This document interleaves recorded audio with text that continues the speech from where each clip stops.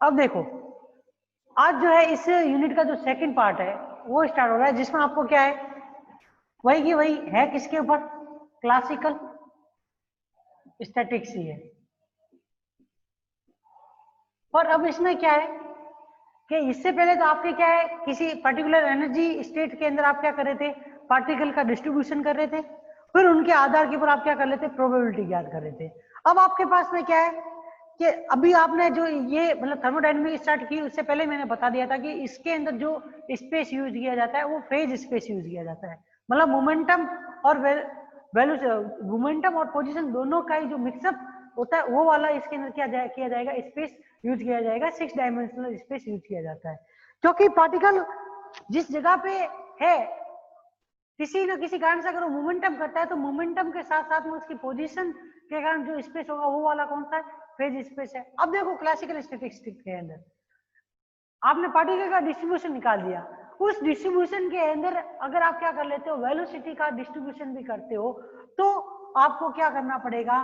कि जो पार्टिकल का डिस्ट्रीब्यूशन किया है उसके अंदर जो वेलोसिटी डिस्ट्रीब्यूशन किया गया, उस वेलोसिटी डिस्ट्रीब्यूशन को किसके द्वारा ज्ञात किया जाता है, मैक्सवेल वेलोसिटी डिस्ट्रीब्यूशन लॉ के द्वारा ज्ञात किया जाता है। तो आज जो हम पढ़ेंगे वो क्या पढ़ेंगे, मैक्सवेल वेग वितरण का नियम।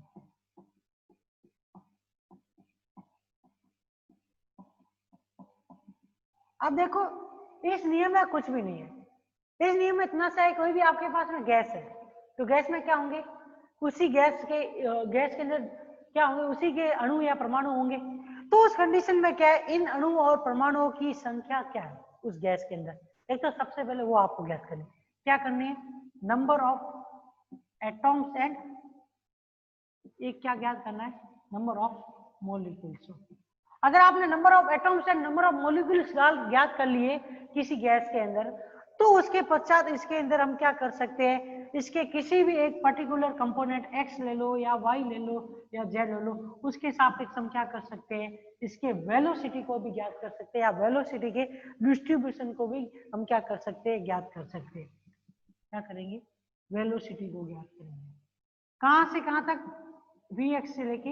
Vx plus dVx। अगर इसके अंदर मान लो किसी पोजीशन के ऊपर पर्टिकुलर उसकी वेलोसिटी Vx है और उसके अंदर चेंज किसी जगह पे जाते हुए आगे बढ़ते हुए इसके अंदर चेंज अगर dVx हो, तो उस कंडीशन के अंदर उसकी वेलोसिटी के अंदर कितना चेंज हुआ वो देखो। देखो इसको डायग्राम से अगर समझो तो उस कंडीशन देखो, आपके पास में ये एक स्पेस है,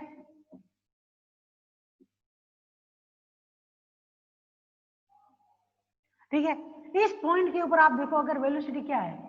Vx है, तो इस पॉइंट के ऊपर वेलोसिटी क्या हो जाएगी,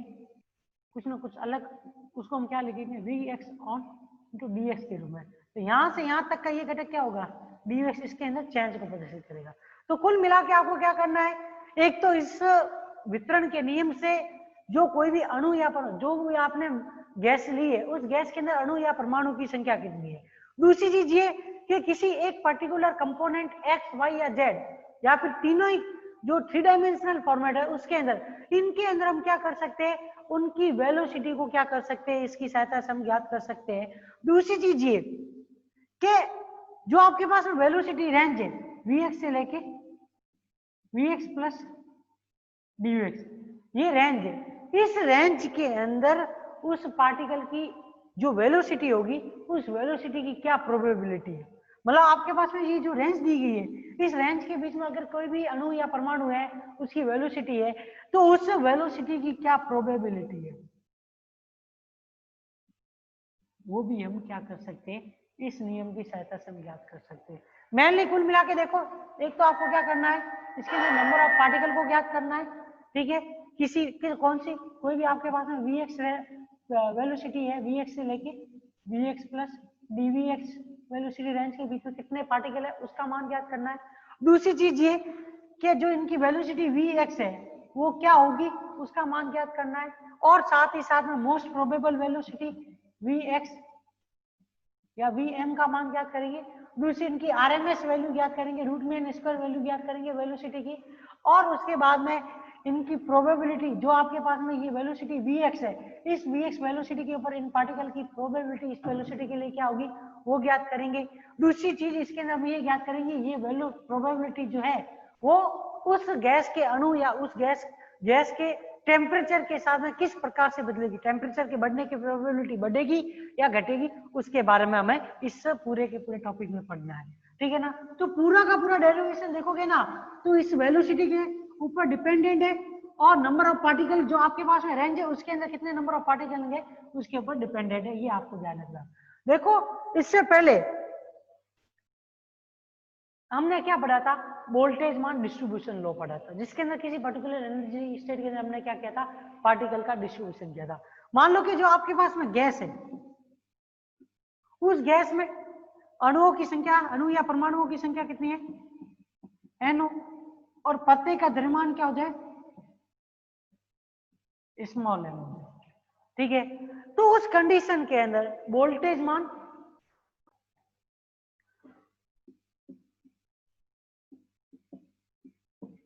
कोनोनिकल वितरण नियम से किसी पर्टिकुलर एनर्जी स्टेट, मान लो जिसकी एनर्जी का मान क्या है, EI एनर्जी स्टेट है, उस एनर्जी स्टेट EI में पार्टिकल का डिस्ट्रीब्यूशन जो होगा वो किस तरीके से लिखा जाएगा, Ni बराबर AE की पावर माइनस के बीटा EI के रूप में लिखा जाएगा। यहाँ पे बीटा का मान तो सीधा आप नहीं लिख सकते हो, क्या होगा 1/kT, और एनर्जी अगर पार्टिकल क्या है वेलोसिटी के रूप में। अब इसके अंदर देखो इसकी एनर्जी जो है उसको हम किस प्रकार से लिख सकते हैं, EI बराबर, अगर मोमेंटम की कंडीशन में लेके अगर उसके पास में वेलोसिटी है तो इसको हम किस प्रकार से लिख सकते हैं, 1/2 m vx square plus vy square plus vz square, इसके रूप में इसको लिख सकते हैं, ठीक है ना। ये इसकी क्या हो जाएगी, एनर्जी हो जाएगी, क्योंकि अगर आपके पास में वेलोसिटी है तो उस कंडीशन के अंदर उस पार्टिकल या उस अणु या परमाणु की, इसका मतलब वो क्या है, रेस्ट मोशन में नहीं है, गतिशील अवस्था में, तो एनर्जी जो होगी वो इस तरीके से लिखी जाएगी। और अगर 3 डायमेंशन रूप में लिखना चाहेंगे तो टोटल एनर्जी इसी तरीके से लिखी जाएगी। अब देखो, अब उसके बाद में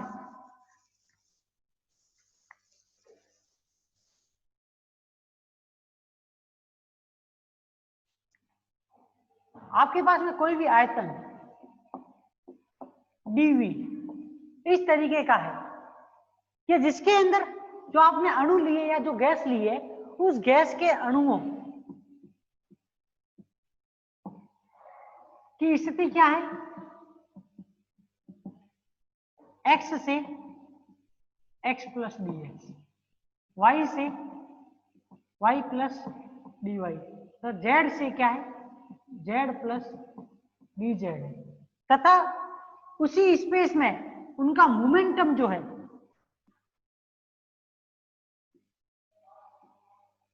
वो मोमेंटम क्या है, px से px प्लस dpx, py से py प्लस dpy, pz से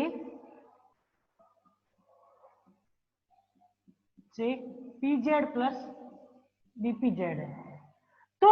उस कंडीशन के अंदर इस स्पेस के अंदर या इस स्पेस के इस आयतन के अंदर नंबर ऑफ पार्टिकल क्या हो जाएंगे, डीवी वॉल्यूम आपने स्मॉल वॉल्यूम लिया,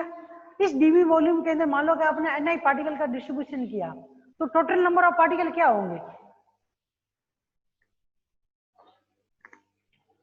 N1 इज टू किस तरीके से लिखा जाएगा, Ni इंटू ई,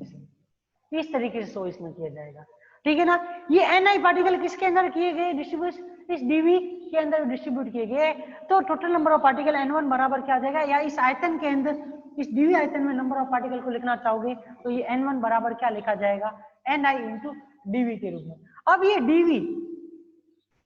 डीवी क्या है, ये जो मोमेंटम और पोजीशन का स्पेस है उसका क्या है, वॉल्यूम है। तो मोमेंटम और पोजीशन का जो वॉल्यूम होता है वो N1 बराबर क्या होता है, फेज स्पेस का वॉल्यूम जो होता है एक अल्पांश के लिए, वो किस प्रकार से लिखा जाता है, Ni dx dy dz। Madam ठीक है, और dpx dpy और dpz के रूप में इसको लिखा जाएगा। अब उसके बाद में देखिए Ni का मान किसी पर्टिकुलर एनर्जी स्टेट में आपने पार्टिकल को डिस्ट्रीब्यूट किया है उसके लिए एन आई का जो मान है वो हमने अभी पहले पढ़ा, वो क्या था, ए ई की पावर माइनस के बीटा आई के बराबर था। ठीक है, तो यहां से आप क्या कर सकते हो, बीटा और ई आई का मान उस फॉर्मूले में रखोगे तो उस कंडीशन में ये फॉर्मूला जो है वो क्या आएगा आपके n1 बराबर ए एक्सपोनेंशियल कोष्टक में आप क्या लिख सकते हो माइनस 1/2 m कोष्टक में vx square plus vy square plus vz square upon kt, पीछे मल्टीप्लाई में क्या आ जाएगा dx dy dz dpx dpy dpz। देखो p बराबर क्या होता है mv होता है, कोई भी पार्टिकल ले लो किसी भी डायरेक्शन में ले लो, मास कभी भी चेंज नहीं होगा। हाँ ये है कि वेलोसिटी की डायरेक्शन चेंज होगी तो कंपोनेंट वेलोसिटी का चेंज हो सकता है, तो vx आएगा। तो उस कंडीशन में अगर इसको हम वेलोसिटी के रूप में इस फॉर्मूले को लिखना चाहे तो वो फॉर्मूला क्या होगा, वेलोसिटी के फॉर्मेट में n1 is equal to a dash exponential minus 1/2 m vx square plus vy square plus vz square upon kt multiply में dx dy dz dvx dvy dvz। Only for, अगर सिर्फ velocity के रूप में इसको लिखे तो उस कंडीशन में आपको ये ध्यान रखना है कि जो ये मान है इसको हम क्या लिख सकते हैं, पोजीशन के रूप में क्या कर सकते हैं, उस स्पेस का वॉल्यूम लिख सकते हैं। पूरा वॉल्यूम तो जो होगा वो डीवी क्या होगा, फेज स्पेस का मोमेंटम और सवेग के साथ, मोमेंटम और पोजीशन के रेस्पेक्ट में वो जो होगा वो इन तीनों के बराबर होता है। पर ओनली फॉर ओनली हम क्या लिख सकते हैं, पोजीशन के सापेक्ष वॉल्यूम को लिखे तो इसको क्या कर दे, स्मॉल अगर डीवी से प्रदर्शित करें तो उस कंडीशन के अंदर वेलोसिटी रेंज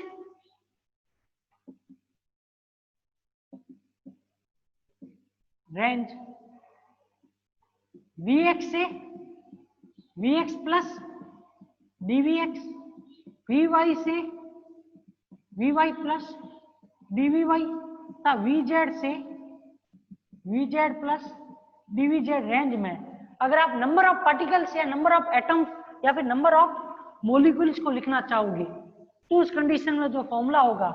वो क्या आएगा आपके n2 is equal to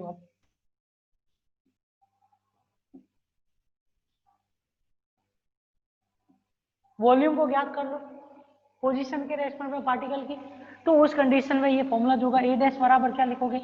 exponential minus beta of E I into D X D Y D Z D V X D V Y D V Z. तो ये जो वैल्यू है D X D Y D Z किसके बराबर लिख सकते हो, इसके वॉल्यूम वी, उस स्पेस के वॉल्यूम वी के रूप में इसको लिख सकते हो। ठीक है, अब देखो वॉल्यूम जिसके अंदर आपने क्या लिया, अणु और परमाणु को लिया है, उनकी पोजीशन के रेस्पेक्ट में जो वॉल्यूम है उसको हम अगर वी से लिखे तो उस कंडीशन के अंदर जो नंबर ऑफ पार्टिकल है उस फेज स्पेस के अंदर वेलोसिटी रेंज के अंदर तीनों डायमेंशन के अकॉर्डिंग वो क्या आ जाएगा आपके n2 is equal to A dash V कोष्टक में आया आपके p की पावर माइनस के beta of E I D V x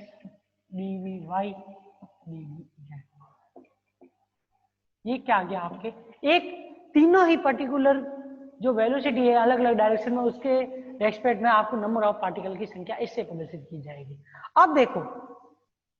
अगर ओनली फॉर ओनली हम एक डायमेंशन के अंदर ओनली फॉर एक्स डायरेक्शन के अंदर number of particle x direction की जो वेलोसिटी है उस रेंज के अंदर कहां से कहां तक vx से vx प्लस dvx के बीच अगर हम क्या लिखना चाहें अणुओं की संख्या,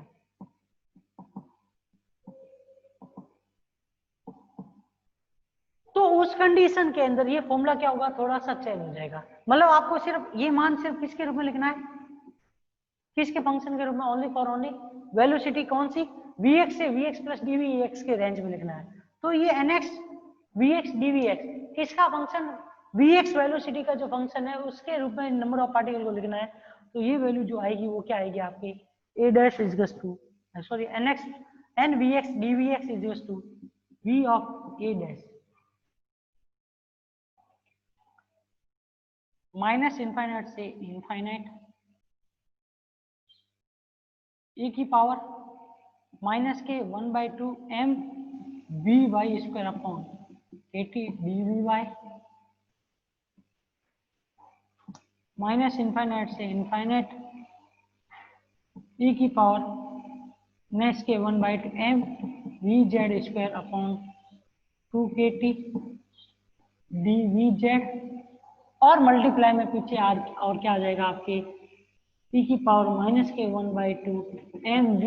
x square upon 2 kt D V X, ये इसका फॉर्मूला आ जाएगा। ठीक है, अब देखो ये जो है आपके पास में ये दो इंटीग्रेशन है, एक तो ये वाला और एक ये वाला इंटीग्रेशन, क्योंकि वेलोसिटी क्या है,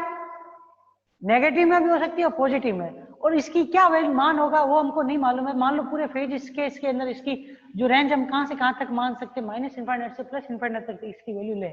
तो उस कंडीशन में ये जो फॉर्मूला है ये एक स्टैंडर्ड इंटीग्रेशन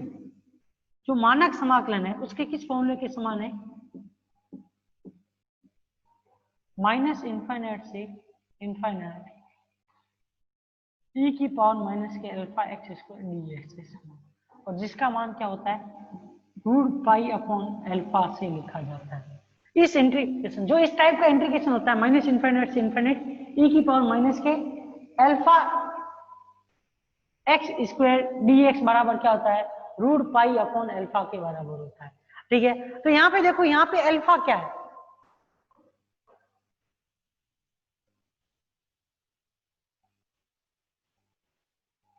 यहाँ पे अल्फा है 2 kt m अपॉन 2 kt है, तो यहाँ पे अल्फा का मान m अपॉन 2 kt है, तो इसके अंदर अगर हम इसके अंदर अल्फा को किसके बराबर मान लें 2 kt, तो m अपॉन 2 kt मान लें, तो ये वैल्यू जो है वो किसके बराबर आ जाएगी root 2 pi kt upon m के बराबर आ जाएगी।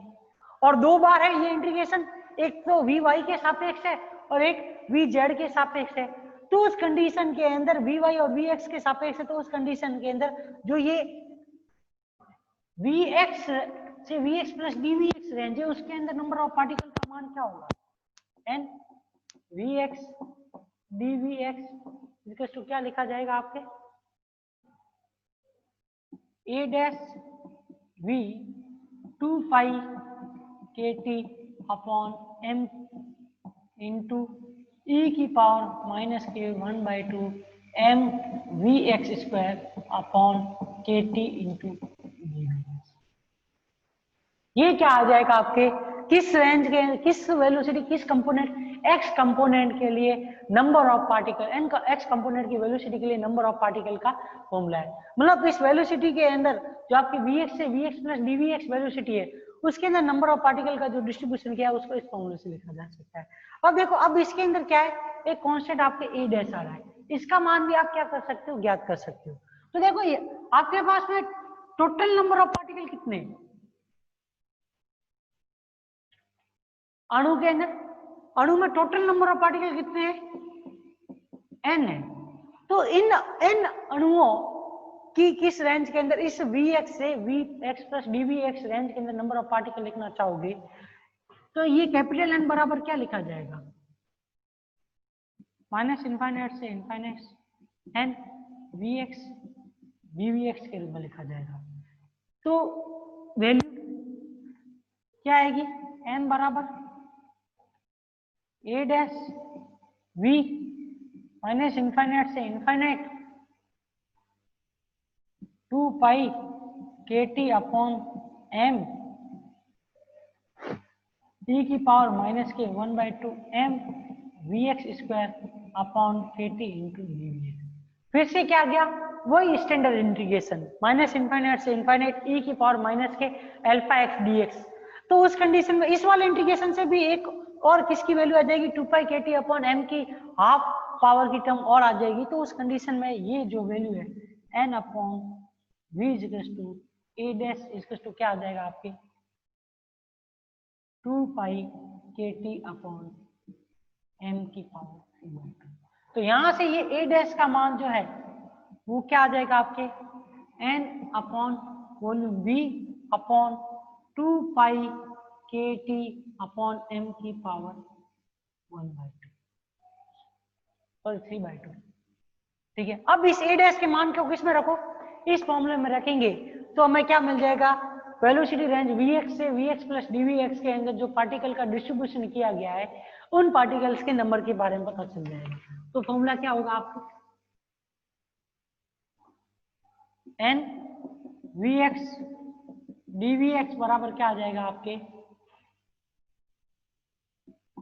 n upon v into v multiply 2 pi kt upon m,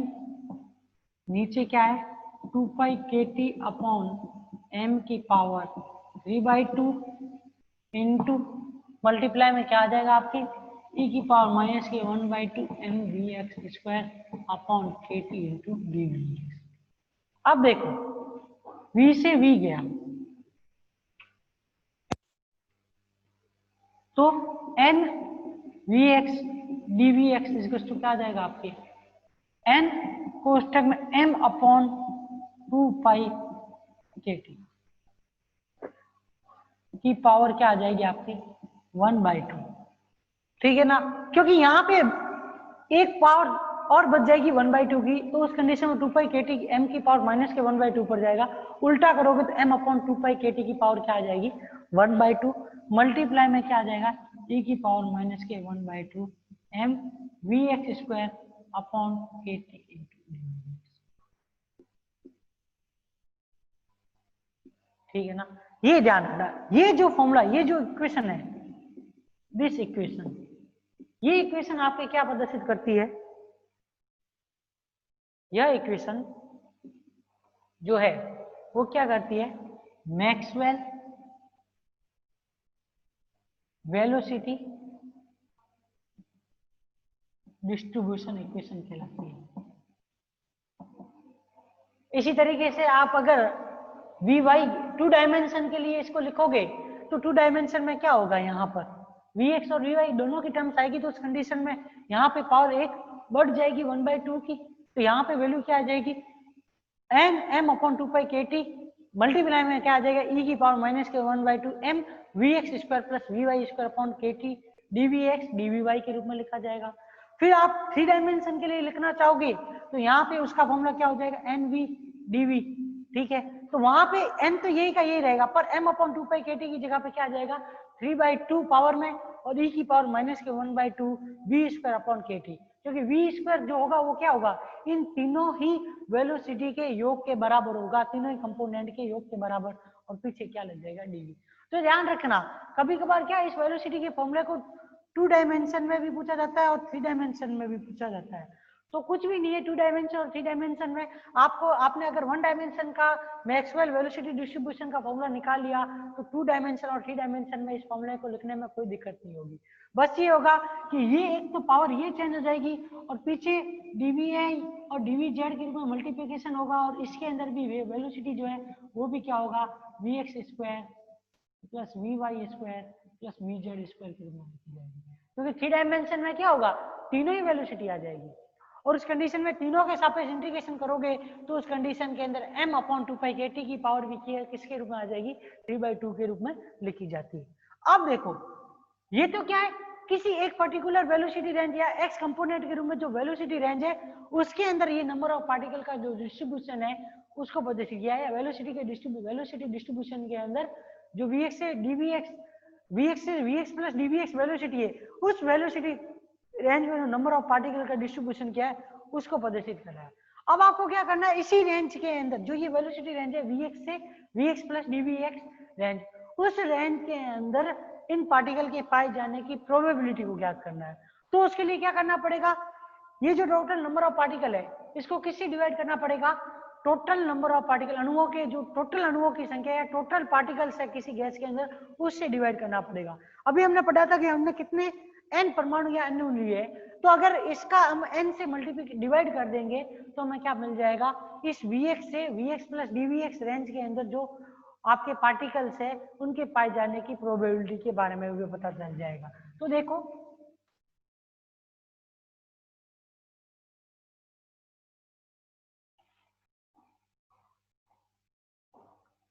तो Vx से Vx प्लस dVx के बीच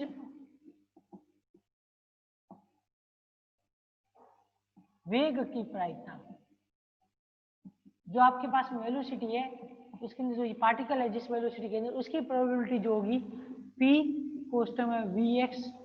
dVx जो होगी वो किसके द्वारा लिखी जाएगी, number of particle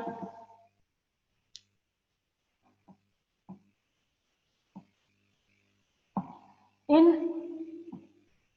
A velocity range Vx to Vx plus dVx upon total number of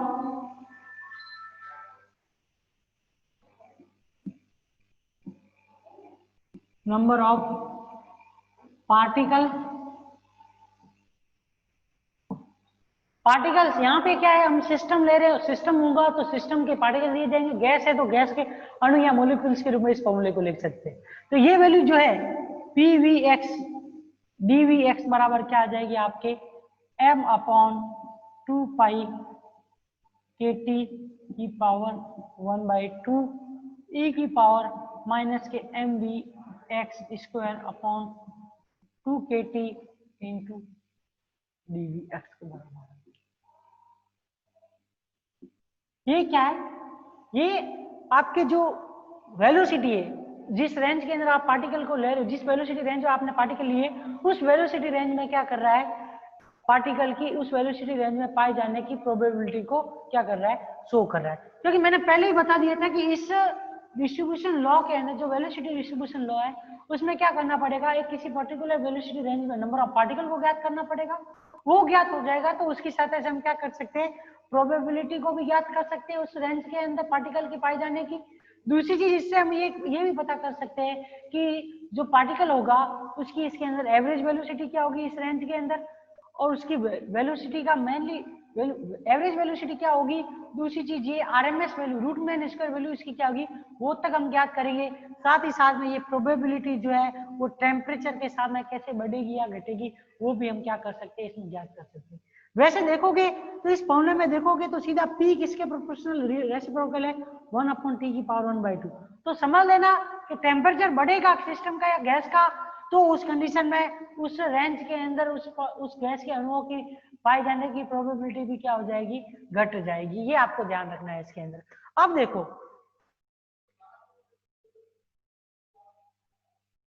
अब आप इसमें देखोगे ना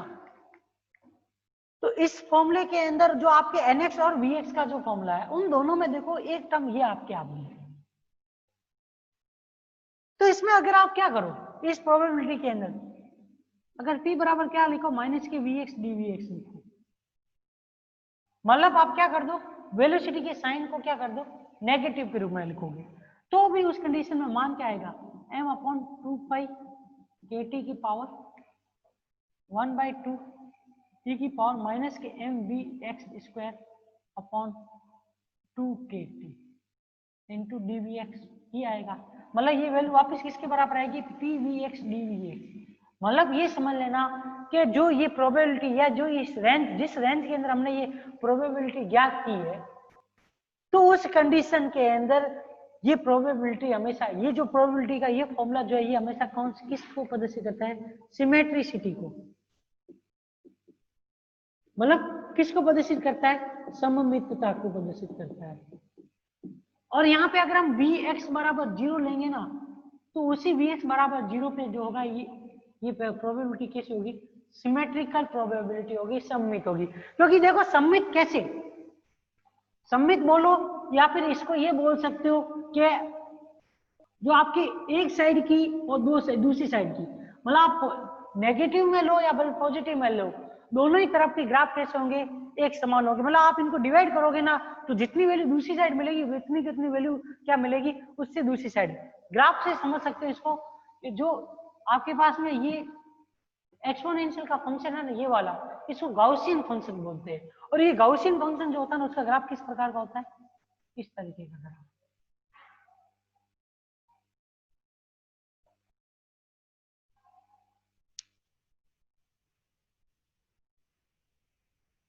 मतलब ये जो Vx का मान अगर आप 0 कर दोगे ना, तो उस कंडीशन में ये वैल्यू भी क्या हो जाएगी,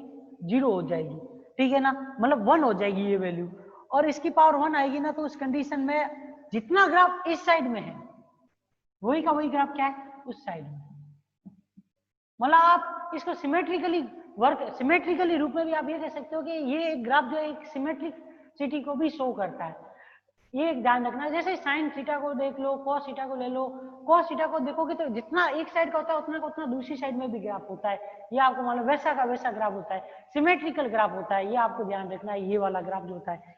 जो इसके अंदर जो ये इस प्रोबेबिलिटी के फॉर्मूले से जो ग्राफ प्राप्त होता है, ये प्रोबेबिलिटी का जो फॉर्मूला उससे जो ग्राफ बनता है वो एक सिमेट्रिकल ग्राफ होता है। और जो सिमेट्रिसिटी जो शो की जाती है, सममितता, वो किसके ऊपर शो की जाती है, Vx बराबर 0 से शो की जाती है, ठीक है ना। ये जो ग्राफ है वो किस किस के बीच में, Vx और PVx के बीच में, ये ध्यान रखना। दूसरी चीज ये, अब आपके पास में क्या है, प्रोबेबिलिटी है, ठीक है। तो इस प्रोबेबिलिटी के फॉर्मूले की सहायता से हम क्या कर सकते हैं, एवरेज वेलोसिटी निकाल सकते हैं और आरएमएस वैल्यू भी निकाल सकते हैं वेलोसिटी की। तो देखो एवरेज वेलोसिटी,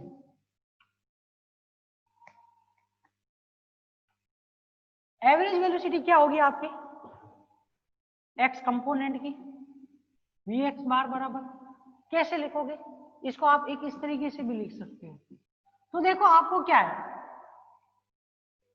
वेलोसिटी अलग अलग पार्टिकल की कितनी है वो आपको नहीं मालूम है, पर इतना मालूम है कि नंबर ऑफ पार्टिकल उस वेलोसिटी Vx से Vx प्लस dVx रेंज में क्या है वो मालूम है, तथा उस रेंज के अंदर उन पार्टिकल के पाए जाने की प्रोबेबिलिटी मालूम है। तो उस कंडीशन में आपको मालूम हो, तो आप जब क्वांटम मैकेनिक्स पढ़ते थे तो क्वांटम मैकेनिक्स में आपको मालूम है एक्स या फिर जो एक्सपेक्टेशन वैल्यू निकालते थे एक्स, वो क्या होता था, एक्स साइन स्टार dx के रूप में लिखते थे। और आपको मालूम हो तो एक्स साइन स्टार, इसको किस प्रकार से लिखा जाता है, मोड ऑफ साइन स्क्वायर के रूप में। और मोड ऑफ साइन स्क्वायर जो किसको प्रदर्शित करती है, प्रोबेबिलिटी डेंसिटी या प्रोबेबिलिटी को प्रदर्शित करती है। तो अब यहाँ पे हमको किसकी वैल्यू, एवरेज वैल्यू निकालनी है, वेलोसिटी की एवरेज वैल्यू निकालनी है। और उस वेलोसिटी रेंज में आपको क्या है, प्रोबेबिलिटी भी मालूम है। तो ये फॉर्मूला आप किस तरीके से लिख सकते हो, माइनस इनफाइनाइट से इनफाइनाइट Vx PVx dVx के रूप में लिख सकते हो। मतलब इस तरीके से आप इसकी क्या कर सकते हो, एवरेज वैल्यू, मतलब एक्स कंपोनेंट की क्या कर सकते हो, अणुओं के एक्स कंपोनेंट की एवरेज वेलोसिटी को ज्ञात कर सकते हो। तो यहां से ये Vx बार बराबर क्या लिखा जाएगा, माइनस इनफाइनाइट से infinite Vx m upon 2 pi kt की पावर 1/2 e की पावर माइनस के mv square x 2 kt dvx। अब देखो एक चीज आप लोगों के पढ़ी हुई है या नहीं पढ़ी हुई है वो मेरे को मालूम नहीं है, पर मैं आपको फिर भी बता देता हूं। ये कैसा कंपोनेंट है, ऑड इंटीग्रैंड है।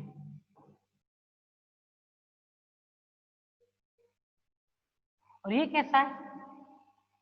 Even integrand. मतलब अगर आप क्या करोगे यहाँ पर ऑड और इवन से मतलब ये कि अगर आप यहाँ पे Vx की जगह पे माइनस की Vx लिखोगे